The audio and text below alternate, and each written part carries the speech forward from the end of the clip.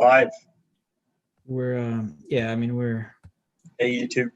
we're live. We're live and recording. So hello YouTube. We'll talk about sports. So David and Michael, what do you and Carolyn, what is the role of sports in our society today? That's the first question that I wrote. That we can open with that question. Yeah. That's pretty fascinating because, so I've never really been super into sports. There have been moments in my life where I felt attached to the game. So I went to UNC Chapel Hill, and the Duke UNC rivalry was big. So often when those games would come on, I remember everyone at my college would huddle around the TV, and we're all just waiting. The fourth quarter, 5 minutes left. Who's going to win? There's kind of an excitement there. But in general, I feel like I've never been super passionate about it. So it always intrigues me. When I see that I'm very different from a lot of other people, that's always an interesting opportunity to explore. What is that? Is that just sort of my personality? How I grew up or something? But yeah, so that's kind of my thoughts. Why do you think? Why do you think you've never been very interested in sport? So I've always wondered the opposite. Why are other people so interested? Well, I guess you can. Yeah, you can flip it on its head. Yeah. But I guess a lot of it is, I feel like, camaraderie. People there's a sense of community and a sense of common purpose. Everyone goes to the game together. They all kind of want the same team to win. So they all kind of have a common mission. So I feel like it brings people together. I feel like there's also just an innate human desire to compete, and sports, you're pushing your body to its limits, and there's just some excitement in watching people push themselves to their limits. And I guess that's really doesn't even just pertain to sports, right? That pertains to everything in life. Who can be the best musician, or who can be the best artist. So I feel like there's that aspect of just trying to be the best, but it's just sort of in a physical aspect instead of intellectual or artistic aspect. And yeah, the sense of community that you get just watching it with the rest of the fans. Yeah, I was. We had a small discussion in the chat today while I was posting the questions. I mean, something that people brought up was tribalism, right? That it kind of stokes our tribalist instincts, I guess. Yeah. Everybody wants to belong, and this is a way of belonging. There's more than one way to be tribal, so why sports?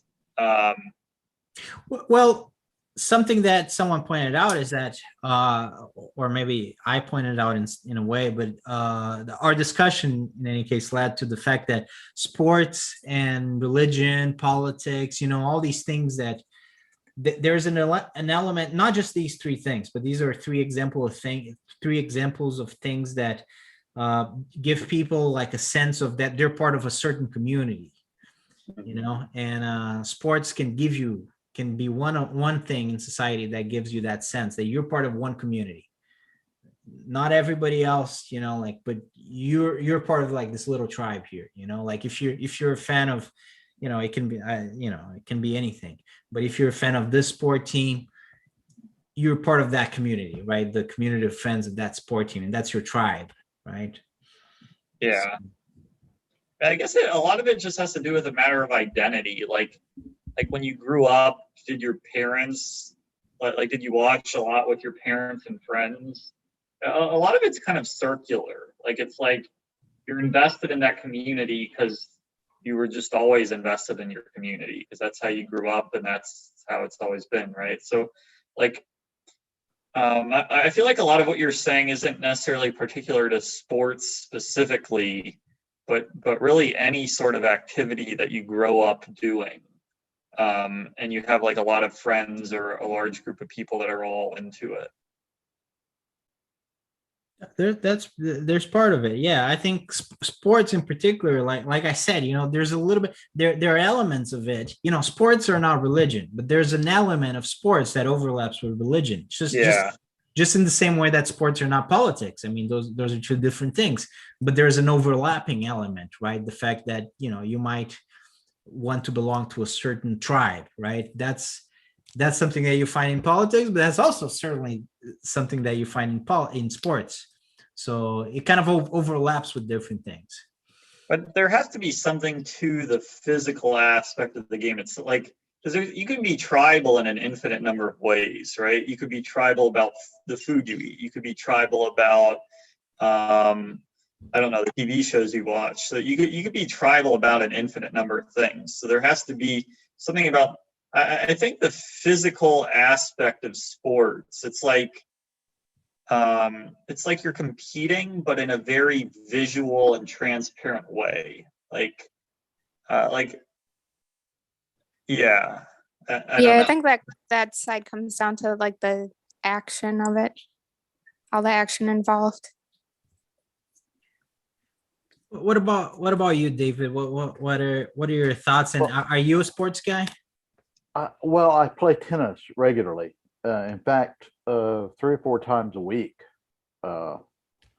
But I don't watch a lot of sports, and I'll watch a little bit of Wimbledon, and I'll watch the Super Bowl every year. And sports, to me, and my thinking, is very important. I mean, team play and learning how to lose is just as important as learning how to win. And losing with a team or winning with a team, it's all very, very important. And I don't know what it's like there, but I know that our local newspaper, I've always been tempted to do a graph, say in a year's time, showing the number of column inches devoted to sports, high school sports, and the number of column inches devoted to academics. Sports are way more. Yeah. Sports is grossly more. And the unfortunate reality of it is a tiny, tiny, tiny percentage of people who participate in college sports will make a career of it. A tiny percentage. And it's still, I think it's important, but it's out of proportion to me, for my thinking, not everybody else, obviously. But people do it. I mean, sports is done more for fun than because it's useful, right? So it's like, yeah, I guess the question is, why are people so fascinated with sports? David, do you have any? There has to be a reason. I mean, it's hugely popular, right? It seems, I think a lot of it is like kind of the risk of it, that you may or may not get the result you're hoping for. It's kind of like the feeling of gambling a little bit, or like a little bit, yeah. But you can gamble in ways other than sports. Yeah, I think it's probably more than one thing. Like, I think there's the exercise element of it. It kind of feels good when you're pushing your body to the limit. Growing stronger physically. I feel like there's just a good feeling to sports. Like when you play a really good competitive basketball game and it's finally over, like, you get like a certain endorphin rush. It just feels good, right? You got some good exercise. You bonded with your teammates. You had to work together. It's just a good feeling. Yeah, I mean, we've already mentioned. I mean, we've already mentioned a bunch of reasons why people are drawn to sports. Maybe there isn't like one particular reason, why people are drawn to sports. It's all of these things, combined make it very appealing, and people might find the appeal, in different things, different uh, one or more of all these different reasons. I mean, I've been writing it down here. We've already Yeah. talked about at least seven reasons why people are drawn to sports in a short amount of time. So I mean, there's a lot of things. I feel like us being like, intellectuals, like often intellectuals like to say what is the reason for something or what are the three reasons, but often it's a little bit of a bunch of reasons. And that's kind of less satisfying intellectually because it's like, why do people like sports? Well, a little this, a little this, a little this. Maybe intellectually it's not as satisfying, but it might be more accurate. Yeah. It's okay to say, I don't know.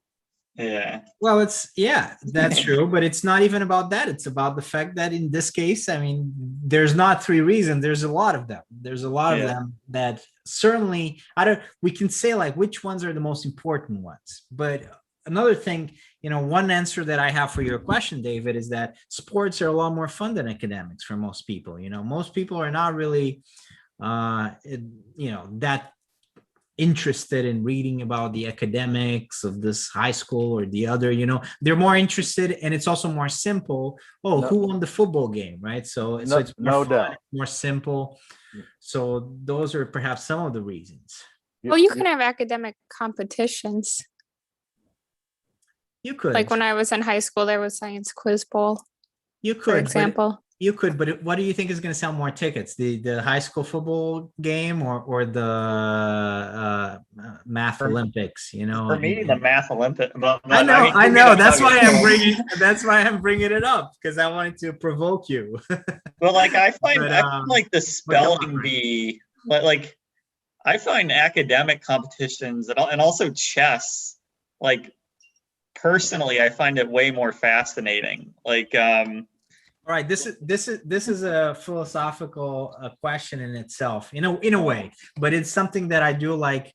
I always say, in my opinion, chess is a sport, and I don't know what a sport is. I mean, like, what's the definition of that's sport? just linguists. Like, is Exactly, chess a sport? exactly. But when Any people game you say can smoke and drink while playing is not a sport. but to me, I think that chess is a sport, and but that chess highlights the fact that sports are games.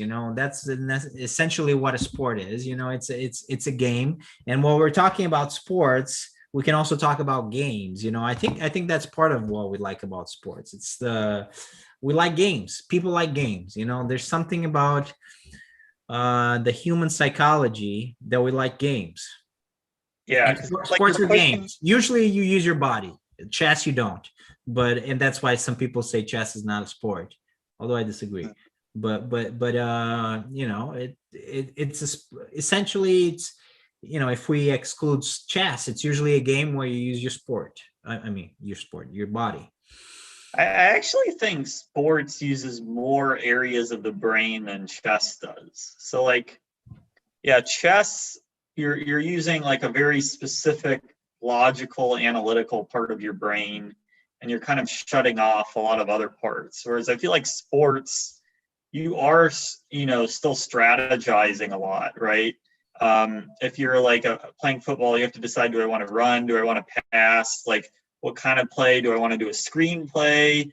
How many people do I want at the offensive line? So like football, I feel like uses more parts of the brain than chess does, and you could argue it's actually really a more satisfying experience, like winning a game than with chess. So yeah. I don't know. Well, I know with tennis, there's a psychological game too. It's not just a physical game. I mean, you have to have a certain amount of physical dexterity to play to your own satisfaction. But you and your opponent are engaged in a mental battle as well. It's like a boxing match, 80 feet apart. Mhm. And but if I can just step back for a moment with my newspaper column inch thing. My wife is a science teacher, and here in our area we have something called the Science Olympiad, where schools compete to answer science questions. And she took a team to the state finals, and the local paper didn't publish anything at all. Yeah, I felt And exactly. she sent them information about how well the kids did, and the paper didn't publish it. That But sucks. they publish everything about baseball, basketball, football, you know. And so there was a double standard there. It's not just that sports are more fun.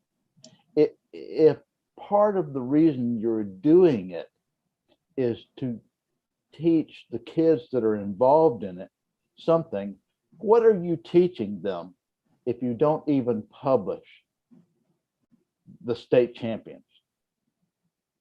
Yeah, David, I felt that 100%. So I hate to brag a little bit here, but I went to a high school that there weren't very many people into math other than me.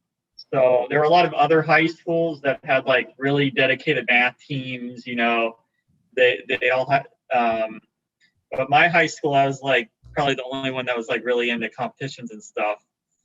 And there were like a lot of times like I won these awards like top in the state at this competition or the other competition. It not only did they not mention it at my school, yeah, my teacher, like I told my teacher like didn't even really care. My teacher was like, "Oh, good job" or something. Like it was, but if we won a sports thing, everyone at the school would be talking about it. Yeah. So yeah, what a lot of these it's out of proportion. It's totally out of proportion. Yeah, so I won these state level math competitions, and like even my teacher like just didn't care at all. So yeah, like and you are involved in math as an adult. Yeah. How many high school basketball players your age are still playing basketball? Well, a lot. A tiny fraction. A tiny fraction as a career, but a lot do it for fun. Yeah. Yeah. But I'm really doing math for. I don't know if you could really say like my math helps me a little in my job. I don't know if I need it at that level to be able to do my job. But yeah, no, I know I don't need it at that level to do my job. But yeah, maybe it's just a little. Well, I was spouting off some statistics of Tesla's new motor that they're working on that is absolutely incredible. It will go 0 to 60 in 2 seconds. The Roadster, right? Well, no, I think it's the Model S Plaid, but I'm not sure. Okay. But the thing is my sister-in-law said, I don't want to go 0 to 60 in 2 seconds.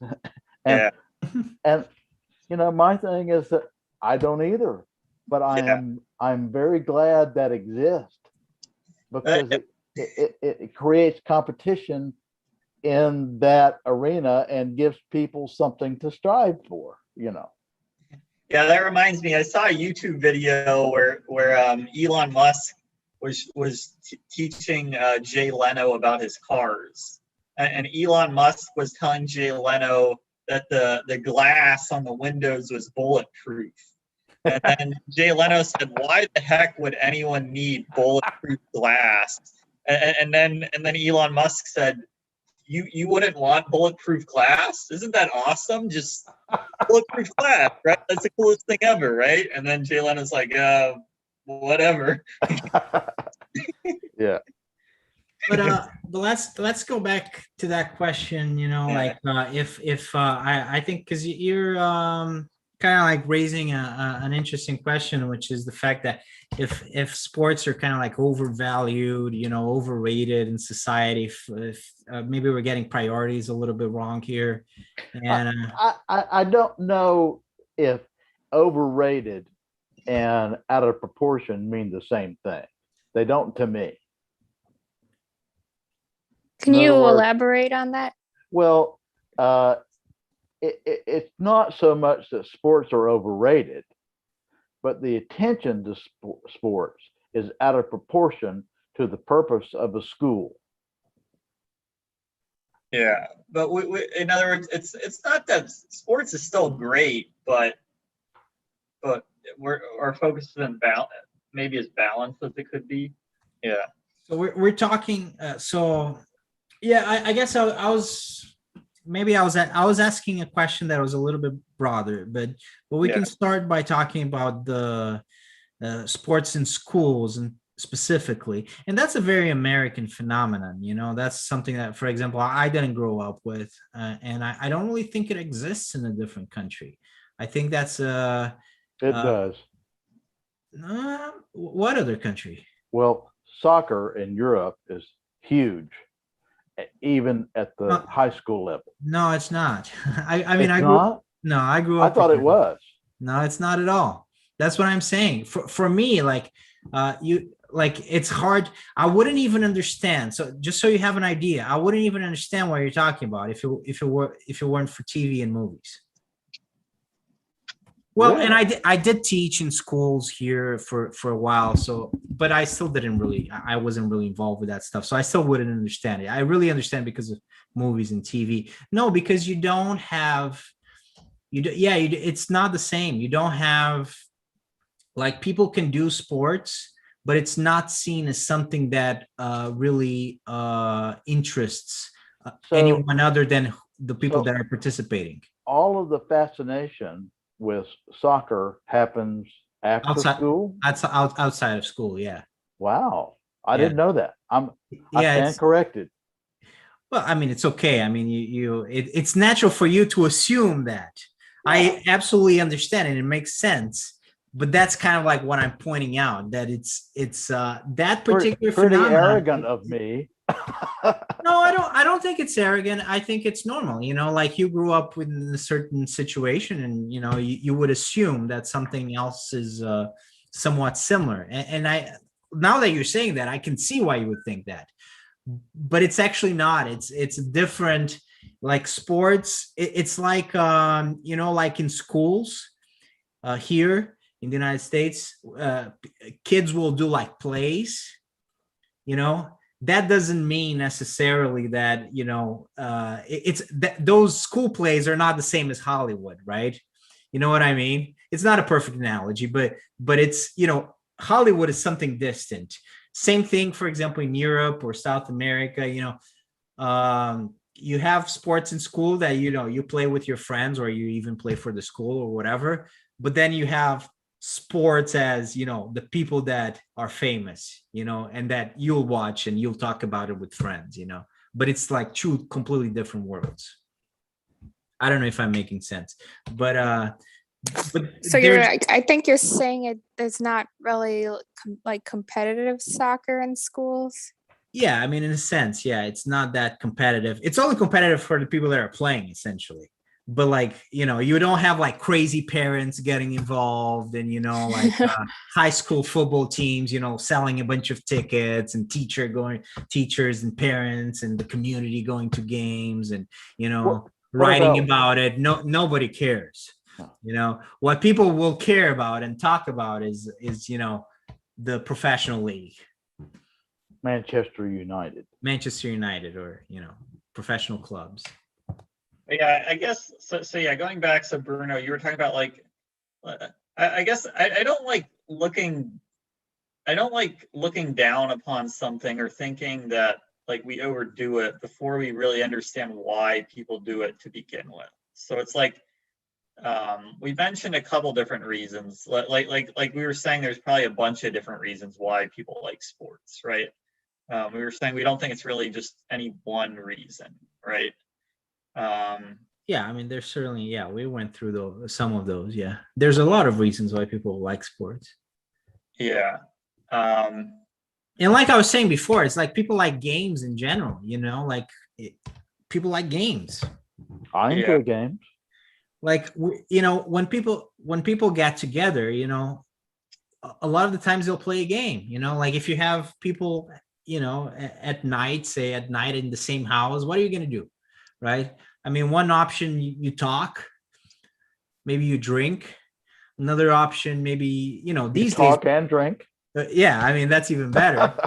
These days, I mean, we have television, so I guess people could get together and watch a movie, right? That's another very popular option. Well, the thing is, before, not even that. You couldn't do that because there was no television and there was no cinema at home.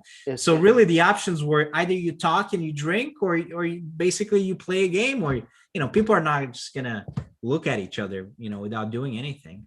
I play games, but I don't watch games. yeah, same with You know, I participate in the sport, but I don't watch sports.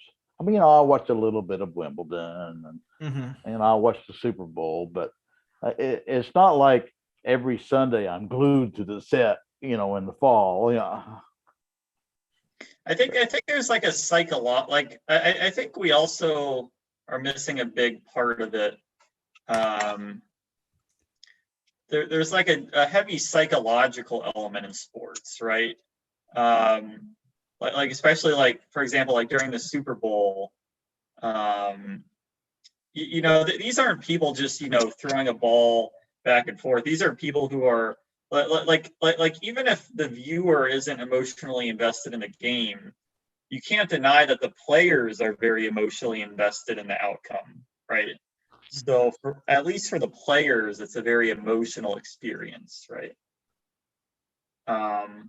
Yeah, I've seen like in the Olympics, like I remember seeing a gymnast cry after her floor routine because she thought she didn't do well enough. Oh yeah, there's nothing sadder than like this like 15-year-old girl that spent her whole life trying to get to the Olympics, and then finally she makes it, and like in the gymnastics she like falls or whatever, and now all her dreams are crushed. Like, that's just so sad to watch. But there's just so much emotion in an event like that. Now, should there be? That's questionable, but the fact is there is a lot of emotion for the people doing these things. They really want to win, and they've really given it their all. So yeah.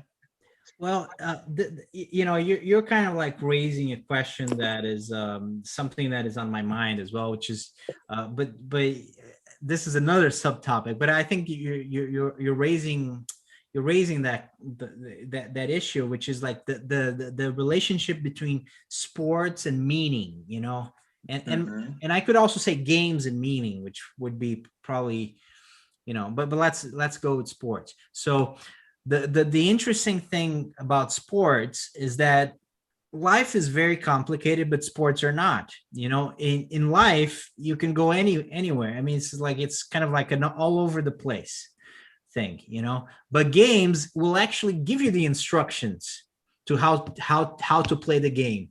You know, life, you know, nobody really explains to you because nobody really knows, you know, what you're supposed to do. That's the reality. So life is very kind of like stressful for a lot of people, you know, but in a game, you know exactly what you have to do. The only question is, can you do it well enough? Can you actually do it better than the other person you're going to compete against? I mean, those are, you know, the questions, if you're going to win or not. Well, you know what you have to do. Everybody knows, like if you're playing a game, unless you're learning the game in the beginning, but by the time you learn the rules, you know exactly, you know, pretty much as well as the best player in the world, you know what the game is about, you know what you need to do to win the game, and then it's just a matter of figuring out how to do things in a way that, you know, you win it. But you understand the rules, you understand the structure, right? Unlike life. So you simplify things in a way that is very satisfying for people, you know? I feel that way when I play any game. It's so simple and it's so great. You're hitting on something that I've encountered playing tennis, the hard part is not knowing what to do. The hard part is doing what I know. And I still struggle with it. I always struggle with that. Everybody struggles with that, you know. That's part of Yes. the game. Yeah, exactly. So that's simplicity. And another thing is that I was gonna say, perhaps because there is a simplicity to games, a game doesn't really mean anything. That's another thing in which is like similar to life, right? The game itself doesn't mean anything. But then you go to the Olympics, and that's kind of like those people. If someone's in the Olympics these days, because it's very competitive, if someone, let's say tennis, right? If someone is in the Olympics playing tennis, that person isn't just like perhaps David. I mean, I'm assuming a little bit, but I think you probably just play once a week or 2 times a week or so, you know, and it's not like the meaning of your life. You'll play 5 times. Also, you play even more than I thought, but I mean, you have other objectives in life, and you know, so these professional tennis players, they can't really do much else in life, because if not, they can't be professionals, right? So the way tennis started, you know, it was just a game. It's just a way to pass the time. It's just a way to like exercise.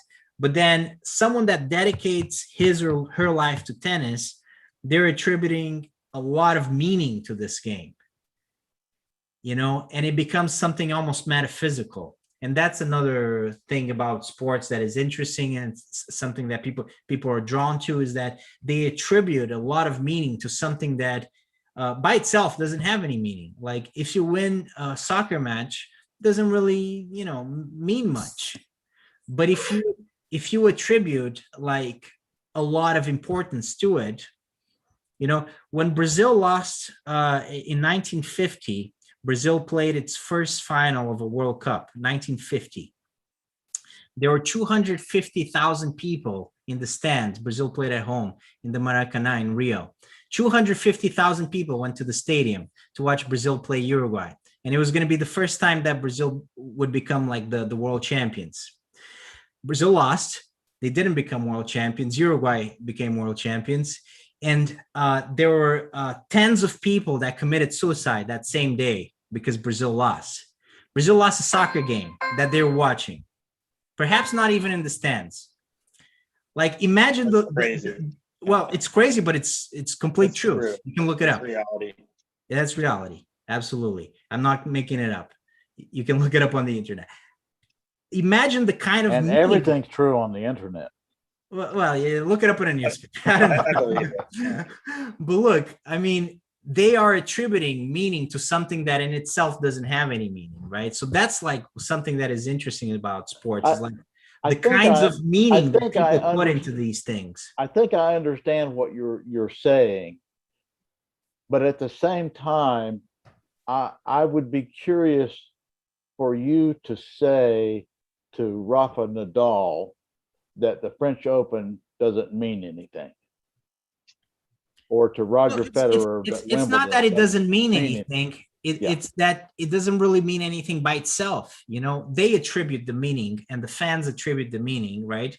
And you can make a lot of parallels with life, you know, like, but it's, I mean, is chess super important? Probably not. You know, people used to play chess, and you know, they would play chess because it's a good exercise, just like I play chess today, actually. You know, like it's a good exercise. You have some fun, you get together with some friends, you know, hopefully become a little bit more agile with your mind.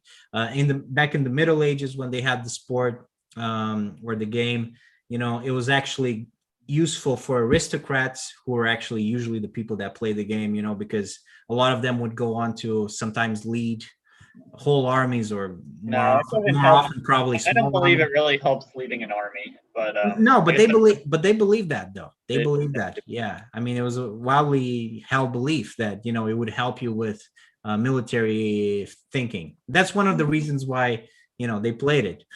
But that was it.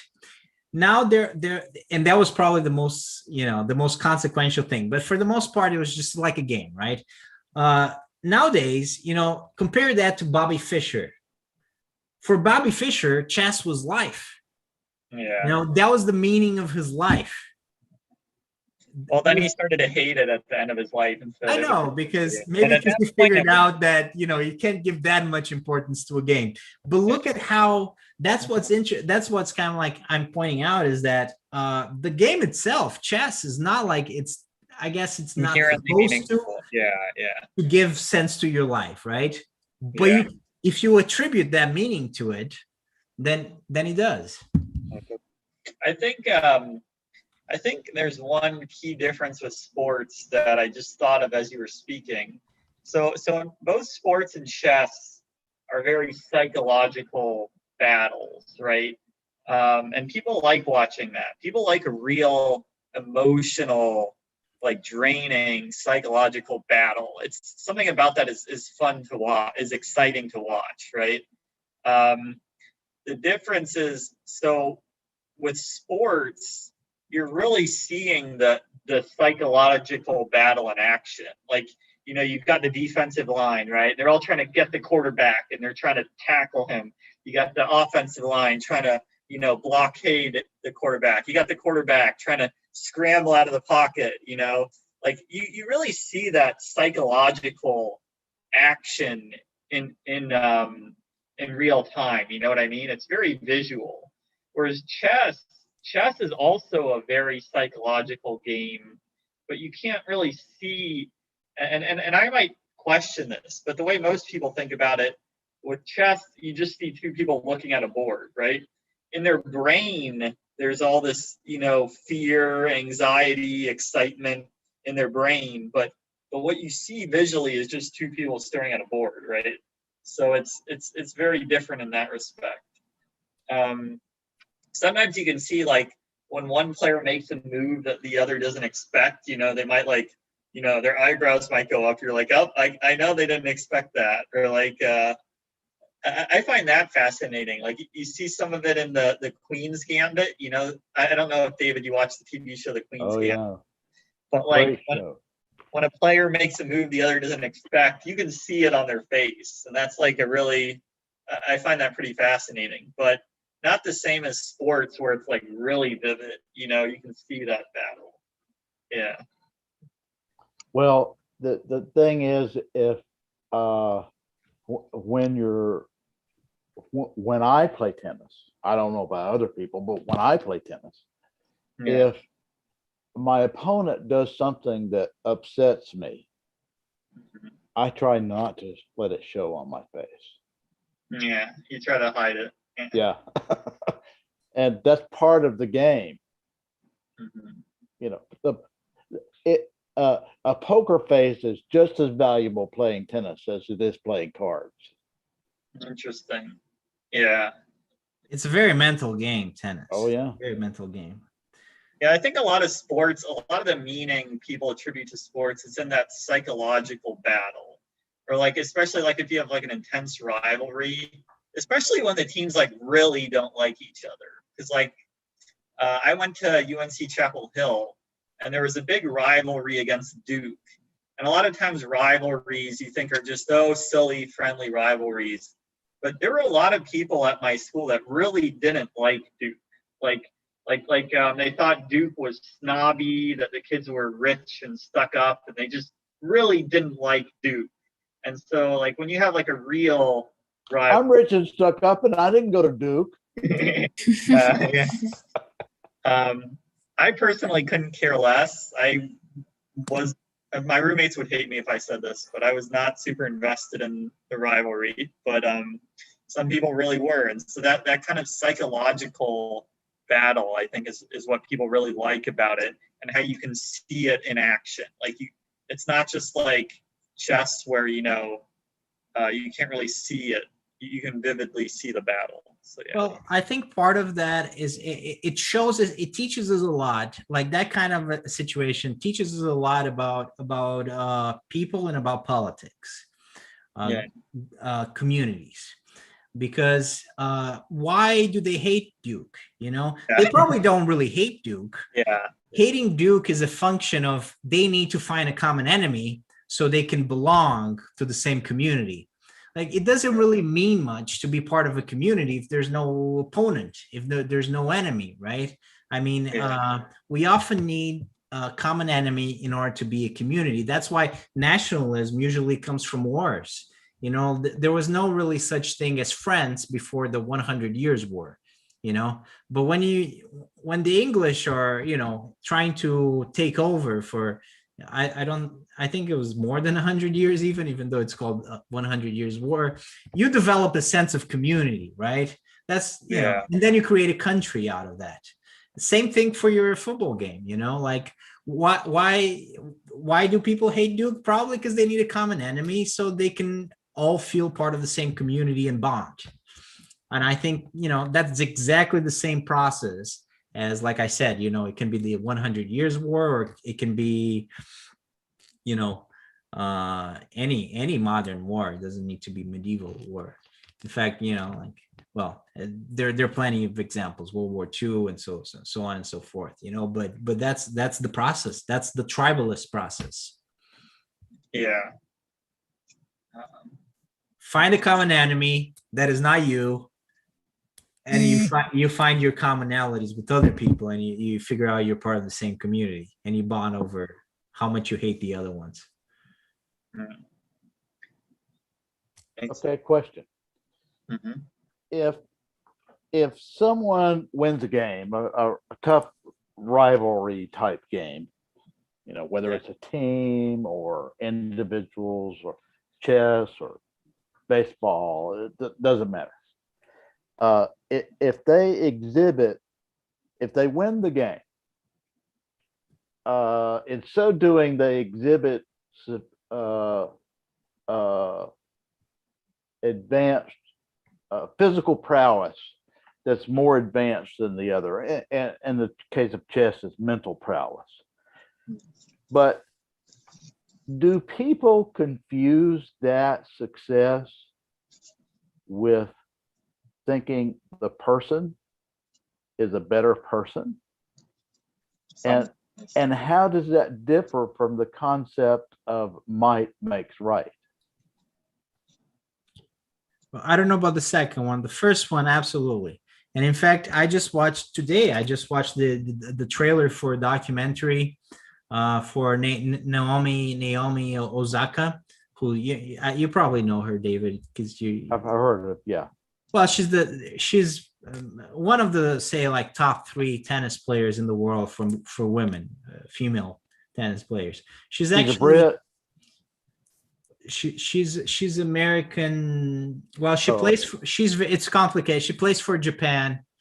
Okay. She was born in Japan. Her dad is from Haiti. They ended up moving to the United States. I think she was 2 or 3. So she grew up in the United States. And then her parents decided that she was going to play for Japan. So it's kind of you know, whatever that makes her. But I think she's probably the most famous female athlete in the world, or certainly the most famous female tennis player in the world. She's a big star. I mean, she's like in the Forbes list. I mean, she makes a. What was her name? Naomi Osaka, I think. You know, but yeah, and there's a documentary. Yeah, there's a documentary that is going to come out on Netflix. I was watching the trailer, and that's exactly what she says. It's in the trailer itself. Is you know, everybody knows me as a tennis player. Everybody has always known me, you know, as far as I can remember, as a tennis player. What am I if I'm not a good tennis player? You know, I don't know. I don't know what that makes me. And you know, fortunately for her, she is a very good tennis player, but also it seems to still affect her, you know, because sometimes she doesn't win, obviously, right? And she takes that as, I guess, from what I've gathered, you know, as a defeat of her own person, you know, like if she doesn't win something, she's not good, you know, not as a tennis player, but she's not good as a person. And that, I think that's something that you see even in athletes like her, you know, one of the best in the world. Also, Tiger Woods. I don't know if you guys watched it, but there's a very good kind of like recent documentary as well on HBO about Tiger Woods. And you kind of like see the same pattern, like he's only a golf guy, like he's golf player. That's what he is. And if he doesn't win, like it's like he's defeated as a human as well, so there's a real danger in anything in life, but certainly sports. That's the thing about sports shows you things about life in a very simple way. Like you see that when you associate the person with the activity, like in that case, playing golf or playing tennis, and that thing doesn't go well, then the psychology of it is like devastating, because then you are no good as a person. But I don't think when people watch sports and like see someone win or lose, I don't think they're thinking about morality. I think it's a very like amoral activity. They want to see people push themselves to their limit, because there's this sort of endorphin rush or high we get after we push ourselves to the limit. Like when you play a good basketball game and you push it,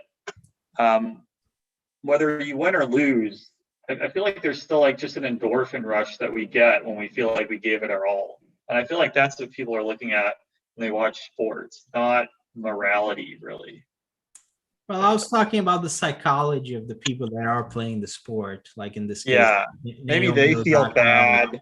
Maybe they feel like they let their fans down or something, which I think is a kind of silly sentiment. But well, it's if they believe, as they do, and they have admitted to feeling that way, that they are the tennis player, that they are the golf player, what they're saying is they're admitting to the fact that if they don't win a golf tournament, if they don't win a tennis tournament, they feel defeated, not just in the sport, not just in the game, but as a person, because they failed to do what they're meant to do, which is to win, as a golf player, as a tennis player, right? So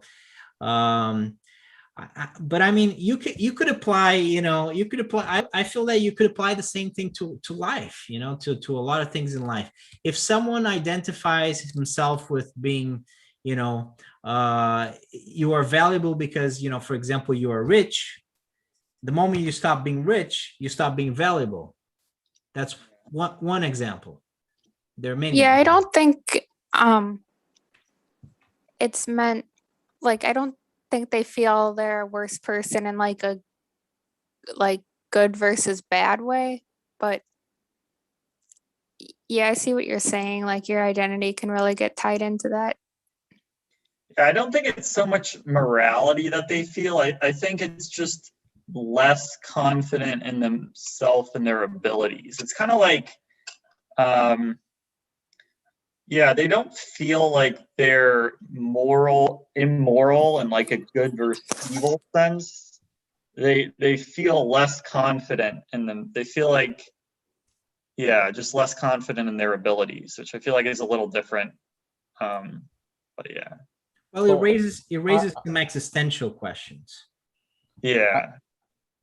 When I play, I play opponents, obviously, but in my mind, I'm always playing myself.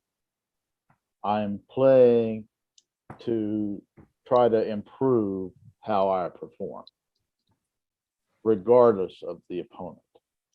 And do you keep score? I don't know about other people, but that's what I do. We keep score. Yeah. Okay.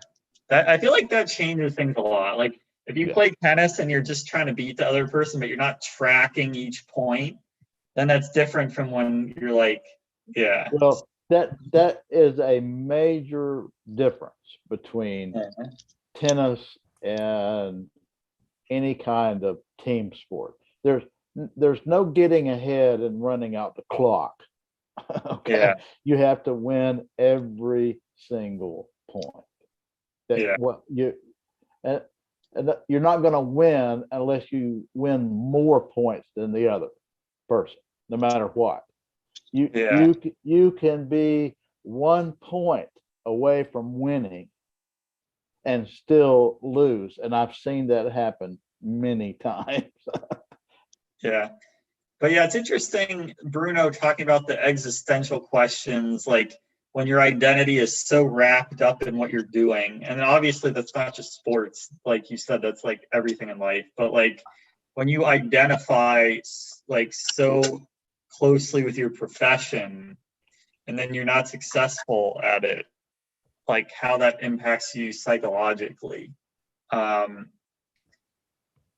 Yeah. So I guess it's probably not good to have so much of your identity tied up with your profession.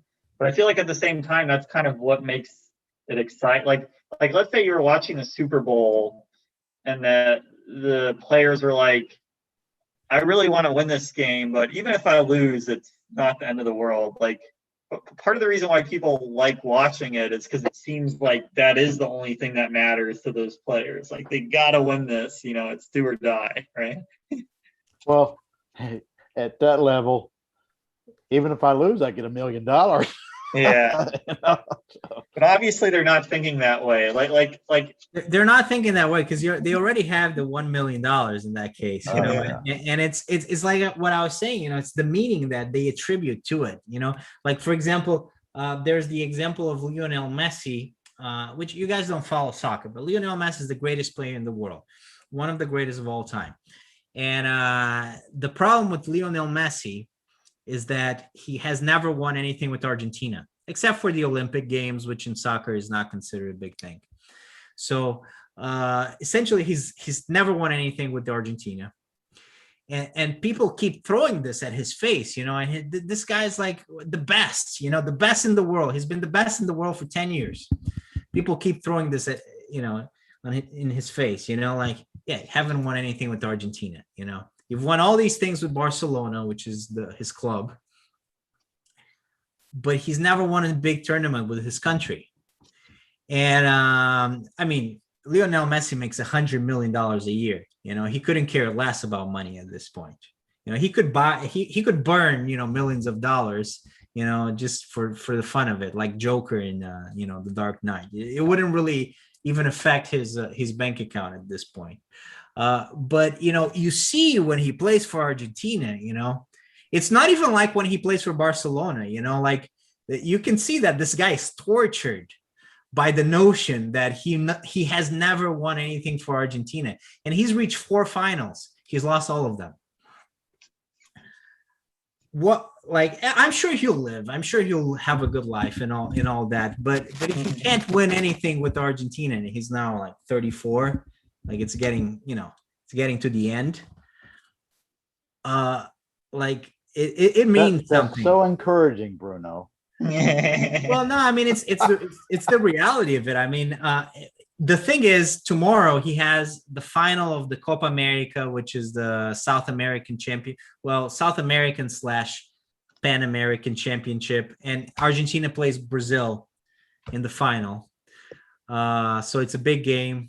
But the big question is this, is Lionel Messi going to be able to win his 5th final? Is he going to be able to win the first time something with Argentina or not? And if he doesn't, this is probably going to chase him till he dies, because people are going to keep saying, well, he never really won anything with Argentina.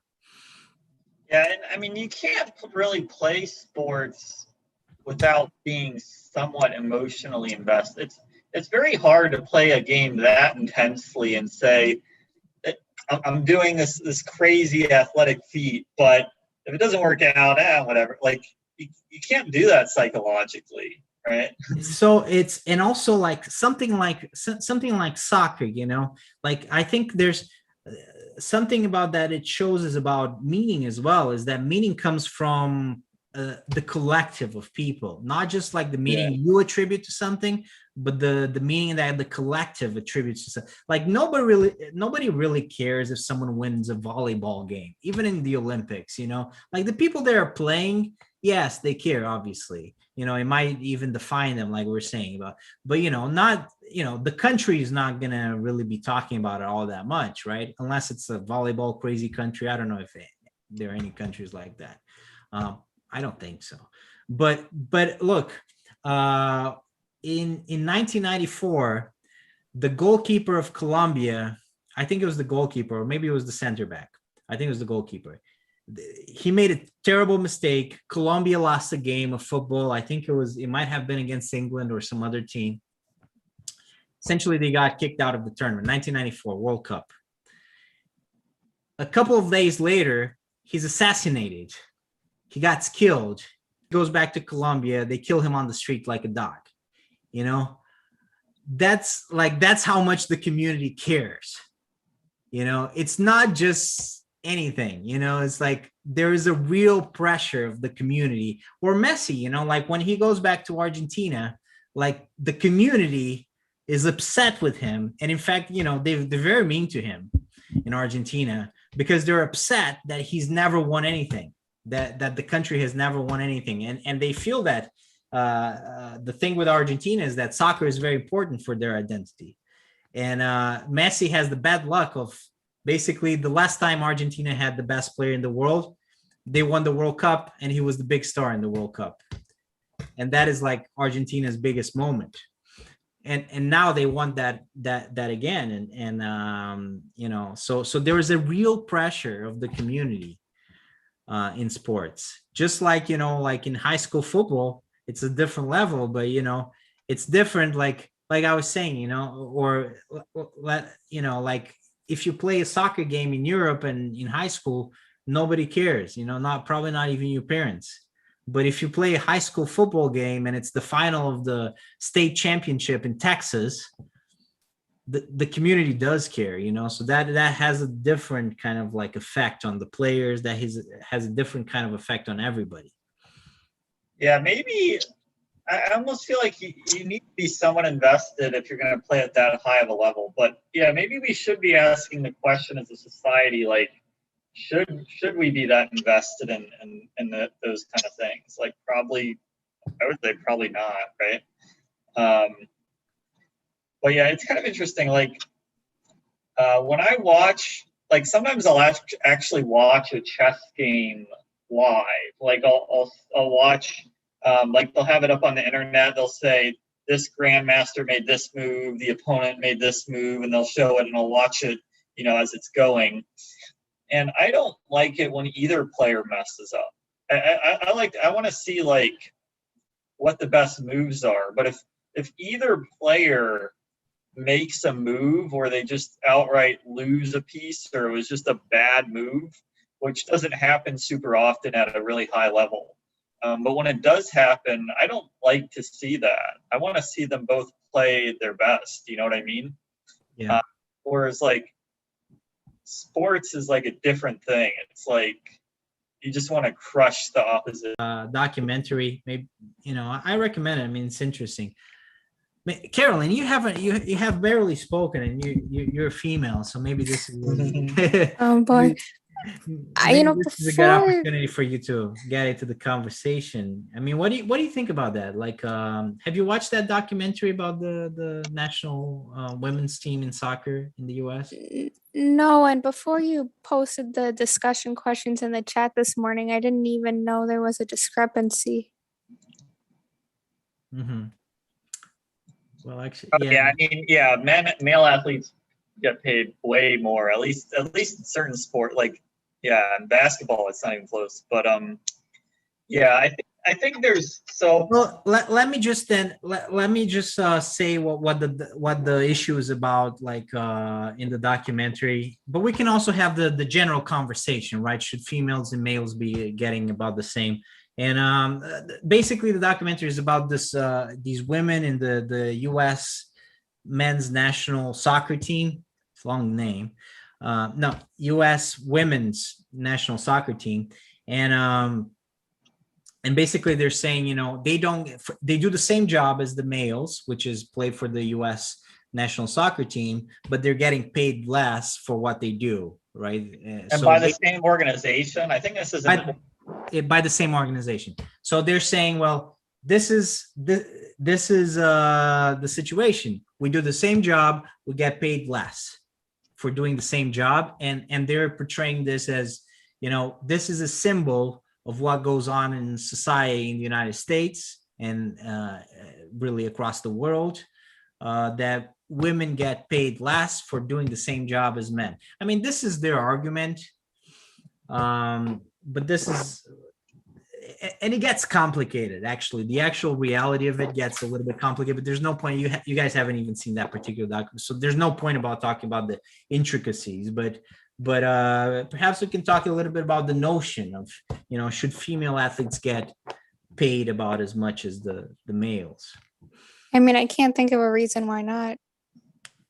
I guess, I mean, from a market, At least on a percentage basis of the total take, from the fans. And I don't even think women get that, but they should.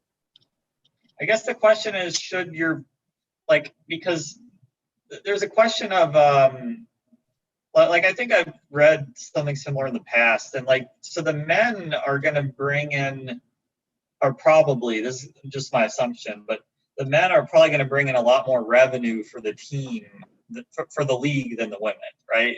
Just because more people watch men's. So it's kind of a question of, so I think there's one question: should we as a society watch men's sports and women's sports equally? But are we being unfair to women because we only watch them, because so many more people watch the men's sports? And then the second question is, if it's okay that we watch men's sports more than women's sports, then should that translate to men getting a higher salary because they bring in more revenue? Because from a business perspective, if one person brings in a lot more revenue than another person, you would expect their salary would be higher in a perfectly free market world.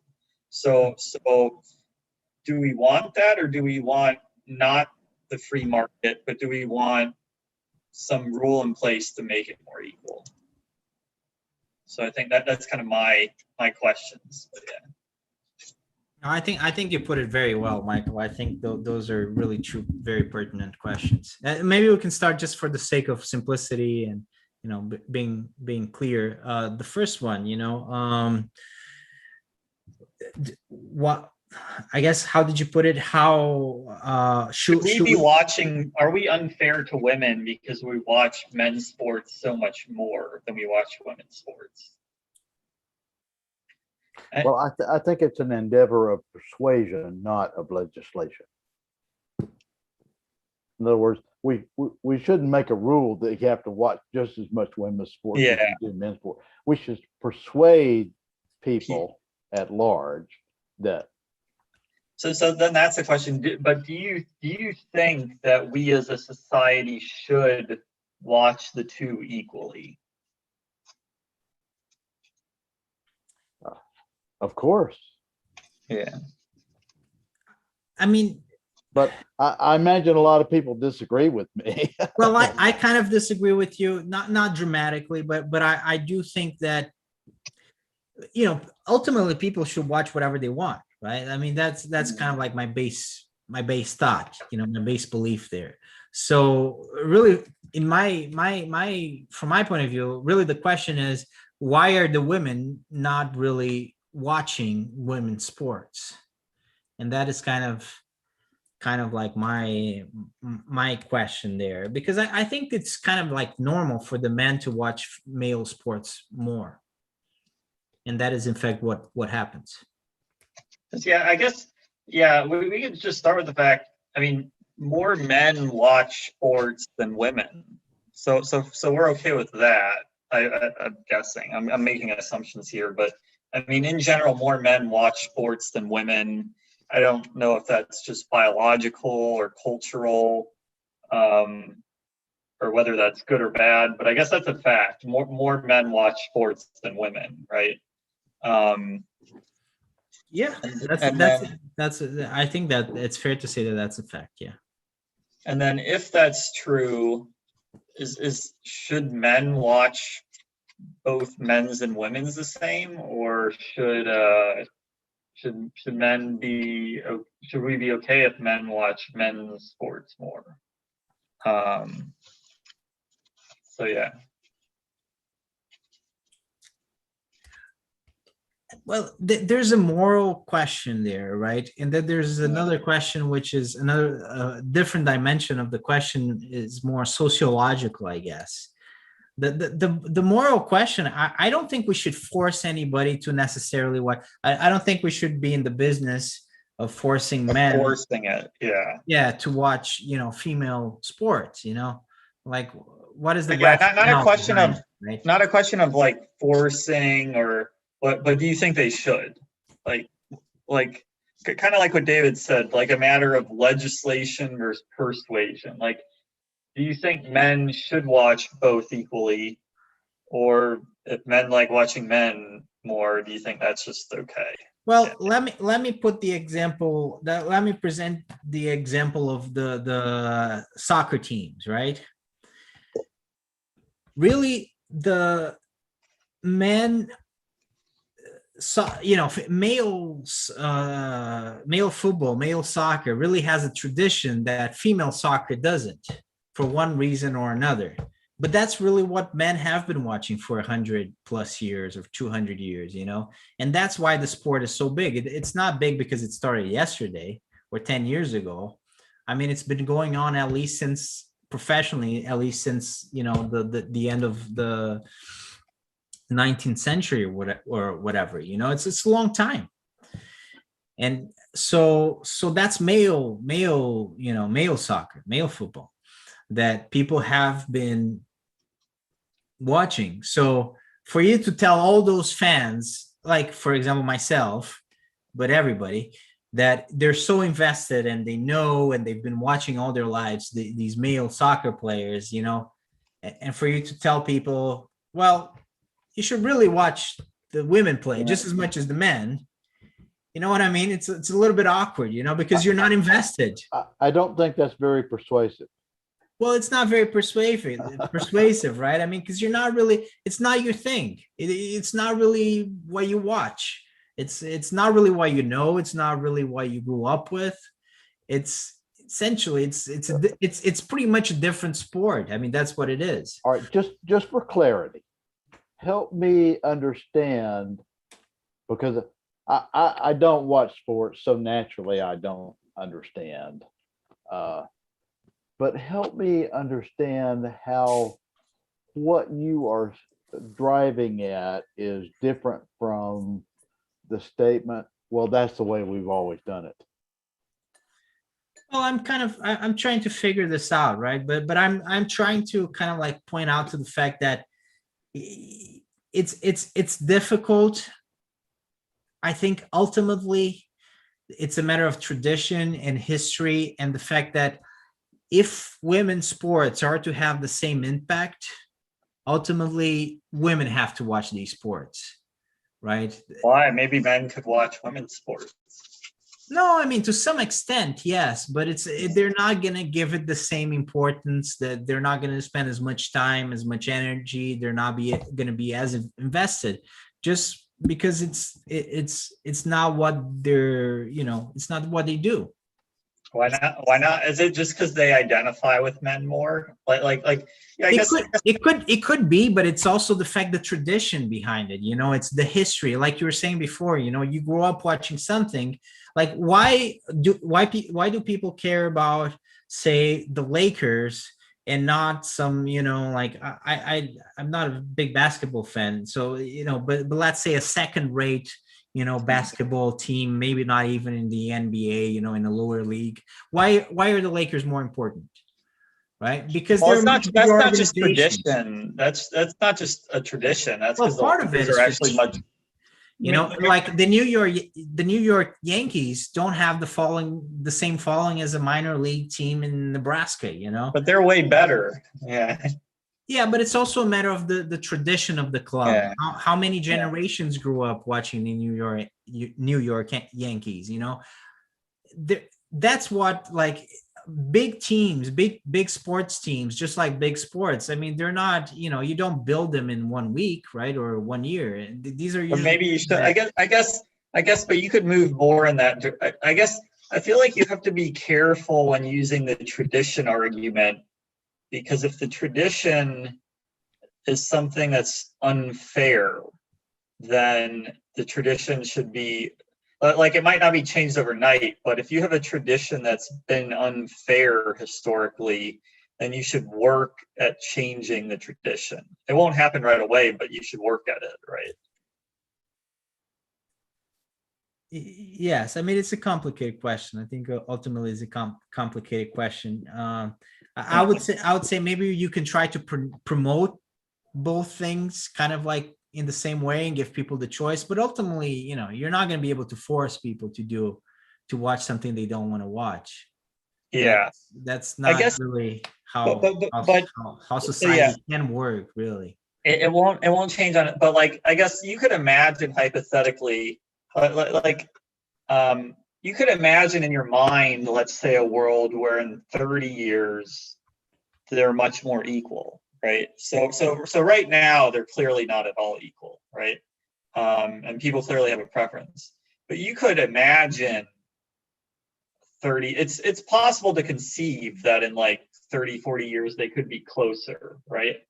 But then the question is, do we want to make more of a push in that direction? Yeah, I guess it's like whenever there's a tradition, Well, people watch more women's sports than they did 30 years ago. yeah. People watch more women's sports today than they did 30 years ago, right? So I guess the question is, should there be more of a push in that direction? Even if it's not going to be equal in in like the near future, but yeah. Let's advance the second question because we're like it's almost Okay. time. So maybe the second question is perhaps even like more relevant, which is if men bring in more money, shouldn't they get more money, right? Yeah. Which is essentially that's what you asked, right? Yeah. So And that's the biggest argument against the women's equal pay claim. In fact, just curiously, they went the first defense that the U.S. Soccer Federation chose was not that one, was actually a terrible defense, which actually got the president fired. That women are inherently inferior to men as athletes, so men should naturally get more money, which really didn't go down well in the 21st century. But that's a terrible way to go about it. Anyways, that's just curiously that's what they went with. Could argue, I don't like that argument, but I mean, you could argue there's something to watching the best possible people at that sport athletically, right? So like the fact that on the average, men are more skilled at sports. There's like when you're watching the men's, you're watching the world's at best human beings. But I don't know if that's really a good. Like I still don't really like that because I don't think women's can just be as I don't really. So me, Michael Greenberg, I don't care as much personally about watching the absolute best in the world as I do watching an entertaining game. So I would be just as entertained watching women play as men play. But some people think it's important. They want to see the absolute best human beings. So I'm sorry, David, what were you going to say? I was going to say if you were to watch a guy 6'7"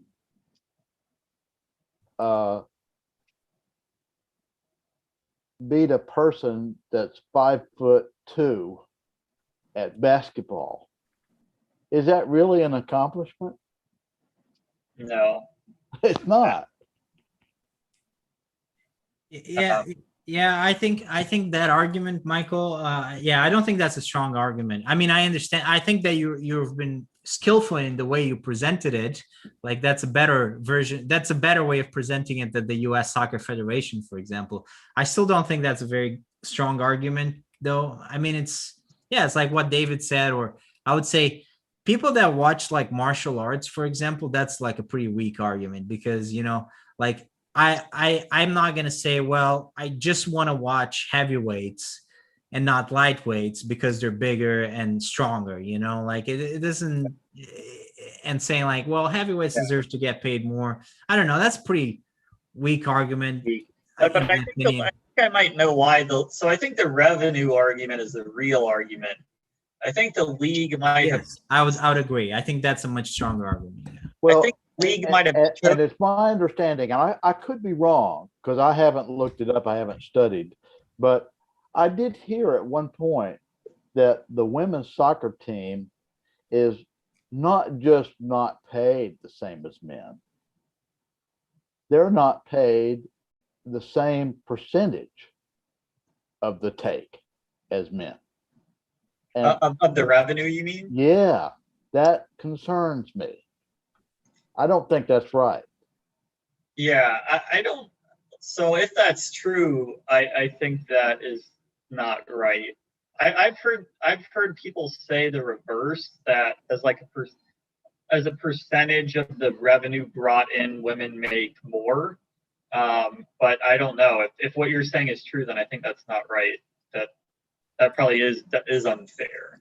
Yeah, I know it was true in professional tennis at one point. in tennis. Yeah. I don't know if it's true now, but I don't think so. Let's say, like, Carolyn, what do you think? If men bring in more money, would that be a justification for women not to have access to equal pay? Should it always be proportional to the amount of money they essentially bring in? I mean, yeah, I guess I suppose that would make sense since that's how it works in other aspects of the market. But I think the soccer league probably didn't choose that reason because they didn't want to look like money hungry people. You know, if they, I think they chose, Which they are. which they are, yeah. But I mean, I think it's so yeah, it's a question. It's kind of a question of free market versus. I don't know if there should be some measure of equalization, even if it's not 100%. Yeah, I don't know. I feel like that's a very subjective question. Like one, yeah, these athletes bring in a lot more revenue than these, but should the pay still be more equal? I don't know. That's a question of values. I feel like I would probably be in favor. I, as Michael Greenberg, would be in favor of some measure of equalization, but there's not an obvious justification, in my opinion. Yeah, so was someone talking? Well, I think that you got to take that into account to a certain extent, right? The amount of money that they're bringing in.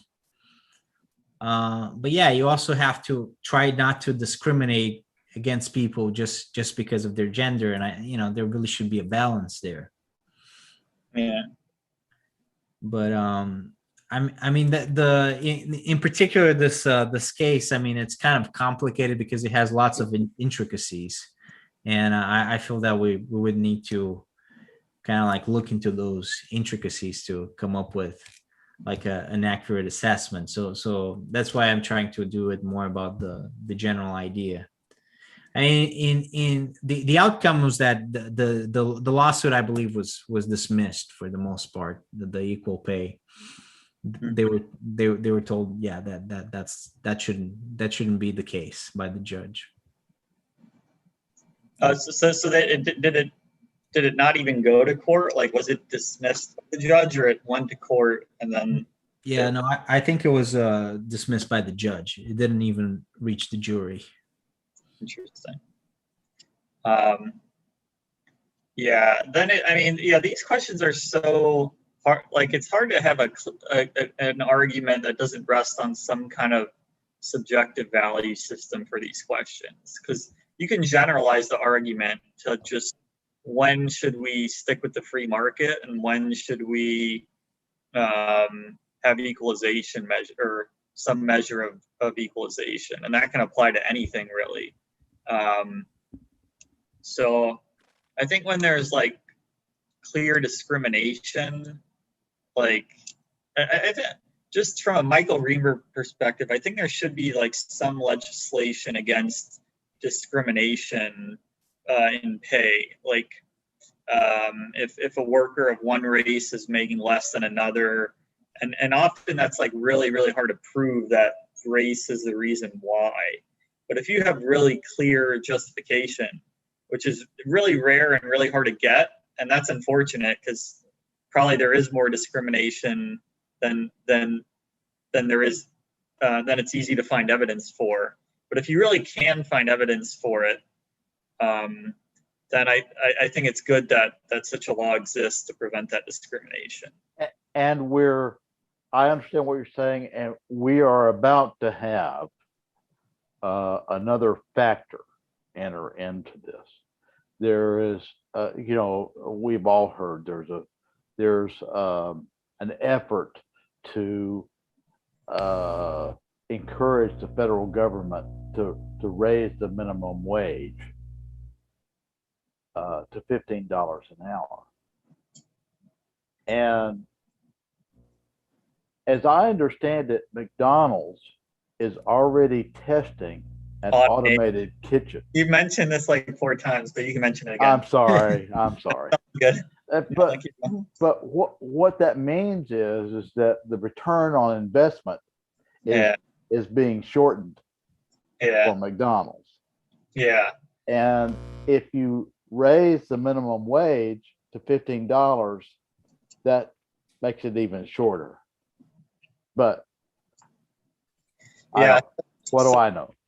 I feel like minimum wage is another interesting topic. It's like related because we're just talking about equalization in general. But the more you raise the minimum wage, the more companies invest in automation and therefore put the people out of work altogether. So that's a tricky That's a problem. Yeah. Well, I mean, should we, I think we talked about a lot of like cool things about sports, it was a good conversation.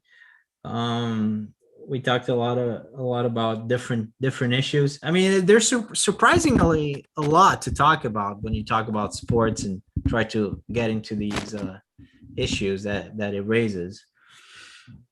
Do you guys have any last like thoughts that you would like to share with our public? Or should we end it here?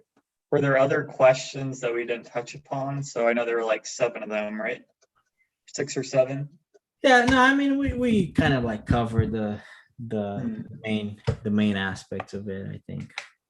Oh, that's one I find interesting is athletes like giving a political opinion or like donating money to a charity. Like when they use their fame, they try to use their fame like to influence for the good of society. That I find kind of interesting. Yeah. In my opinion, not every time, but most of the time when that happens, the person who is doing it they may not be fully aware of it, but they are exploiting the public's inability to tell the difference between celebrity and greatness. Mm. And because somebody is a good actor doesn't mean they have insight into good policy. Definitely. Yeah. So like a lot of people, because somebody is a good athlete doesn't mean they know anything about abortion or gun control. It's not a feature of their discipline to understand that. It's a feature of being human and being alive, but why should an athlete know any more about it than me? I agree with you fundamentally, but I do, and I do think that because you have power, I mean, there is some degree of responsibility that goes with that power, and sometimes these people, they believe that they need to serve the society and do good. Usually, it's about fighting discrimination, and in some cases, I agree with you. Maybe, they shouldn't say anything, but when you look at examples like Muhammad Ali, you know, like he was trying to use his platform to criticize the war in Vietnam and promote racial equality and all that. And you see that with Naomi Osaka, for example. One of the big things is that she's a Black Lives Matter like advocate, in the sense that she, what is it that she does? She kind of like wears T-shirts with the names of the people allegedly killed by the police and all that. So, and the U.S. National women's soccer team, you know, they're trying to promote the idea that there shouldn't be gender discrimination in pay, right? Like women should be paid the same for doing the same job, which I think is a good idea, you know. So But what if they're I'm not so sure about in sports, actually. That's kind of like, that's why I feel conflicted about this women's soccer team, because I actually think I mostly don't agree with them in their case. I do agree with their message for the rest of society. So it's a weird, like, you know, like a contradiction in my head. Now, I did hear, I understand what you're saying. I did hear, and maybe this relates. I see the connection, but there was a state legislator in California that proposed a bill that didn't pass. But it is alarming that she was elected to the state legislature. I'm sure it's not the first time, but she proposed a bill to create a law requiring men to urinate sitting down. Oh boy. To promote equality. what? That is the weirdest. That is so fucking stupid. I'm sorry, I messed up your YouTube. No, it's okay. I think it's just justified. I think it's bizarre. justified. Yeah, that's well, yeah. I mean, let's not get into that. No, that's terrible. I would say, but yeah, no, but I do think that, yeah, I agree with you.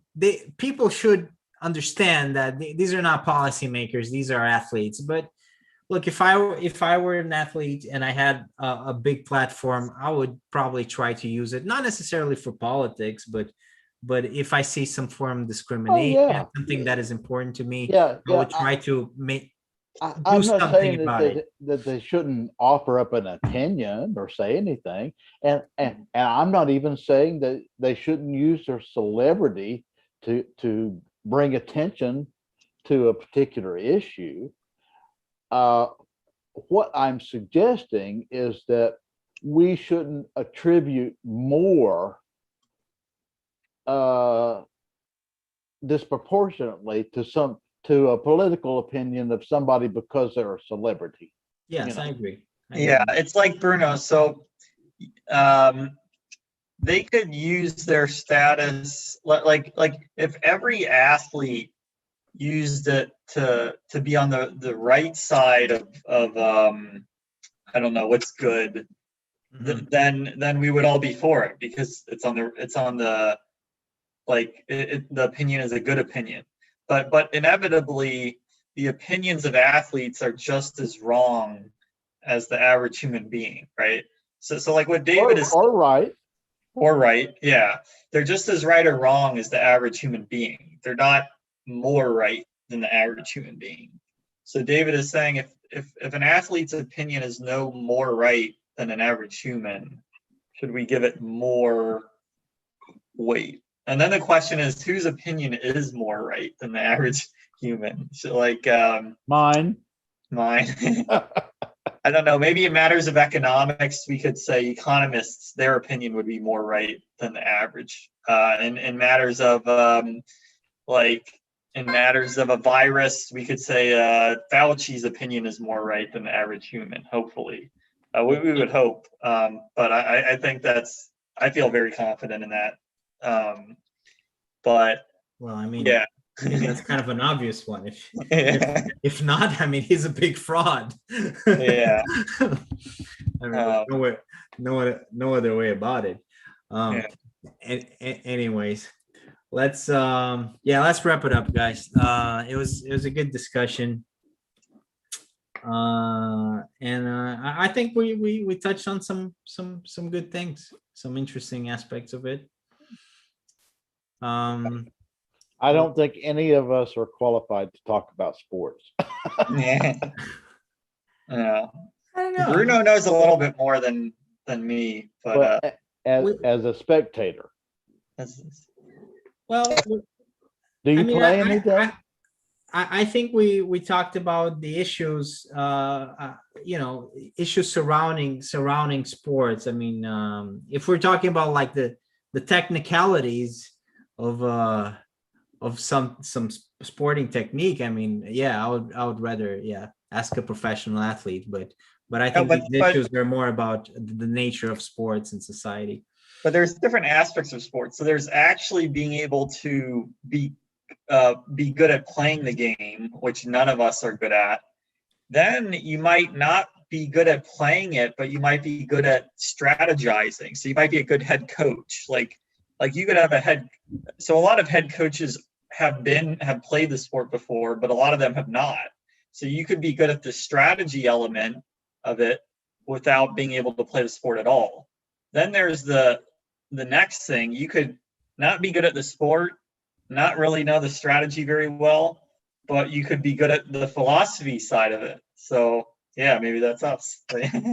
Yeah, I think, yeah, I mean, for sure. I think some, a lot of these questions, it doesn't really matter how well you play or not a particular sport. I mean, these are more about, the nature of sports. And but anyways, thank you for discussing it. And Thank you, Bruno. And we'll be back with the nature of work next week, the morality of work. See you later. Which I'm not a great worker either, but I'll talk about it. All right. Have a good night. Take care, guys. Thank Bye. you.